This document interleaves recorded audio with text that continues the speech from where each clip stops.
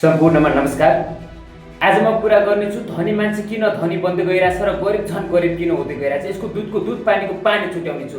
तपाईँ मेरो फेसमा नजानु होला, मैले भनेको हरेक कुराहरूलाई डिपली जज गर्नु होला है त। र यस्तो हुनुको मेन पोइन्ट भनेको नै फाइनान्सियल एजुकेसन नहुनु हो।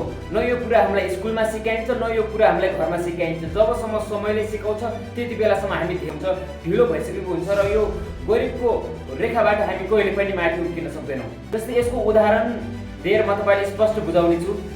जस्तै नेपालमा आजभोलि युवा पुस्ताहरूले के गरिरहेको हुन्छ कि उसलाई विदेश जान्छ, केही वर्ष पैसा कमाउँछ, मेहनत गर्छ, घरमै अथवा कहीँ गरेर बाउ आमाले दुःख गरेको पैसाहरू, कलेक्ट गरेको पैसाहरूले उसले कोही इन्भेस्ट गर्न, लगानीतिर गर्न, आफ्नो बिजनेस व्यापारतिर लगाउन चाहँदैन। उसले के गर्न चाहन्छ, एउटा बाइक किन्न चाहन्छ, एउटा आइफोन किन्न चाहन्छ, देखाउनको लागि। उसलाई जरुरत छैन, उसलाई अनावश्यक रूपमा सोखको लागि त्यो चिजहरू बाइ गर्न चाहन्छ र किन्छ पनि। र इन्डियातिर पनि कस्तो कल्चर छ भनेपछि आजभोलि युवा पुस्ताहरू जो होइन 3-4 लाखको बाइकहरू, आइफोनहरू, 10-15 हजारको, 15-20-25 हजारको सेलरी हुन्छ, तर त्यसमा पनि होइन 1.5 लाखको, 2 लाखको आइफोनहरू, बाइकहरू किस्तामा निकालेर आउँछ। ऊ एउटा गरिबको बन्धनभित्र, एउटा जालभित्र फसिसकेको हुन्छ।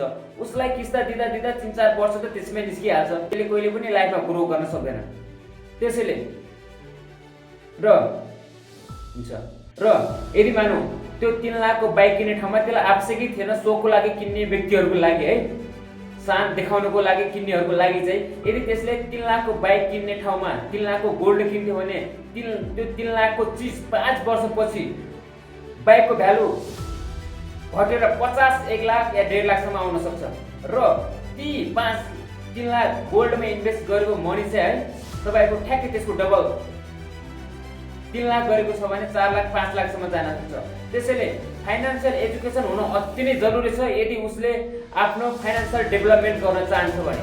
तपाईँले यो भिडियो कस्तो लाग्यो, तपाईँको विचारमा सही हो या गलत हो, आफ्नो प्रतिक्रिया दिन चाहिँ नभुल्नु होला भन्दै अहिले बसबाट दिन चाहन्छु। हवस् त, धन्यवाद।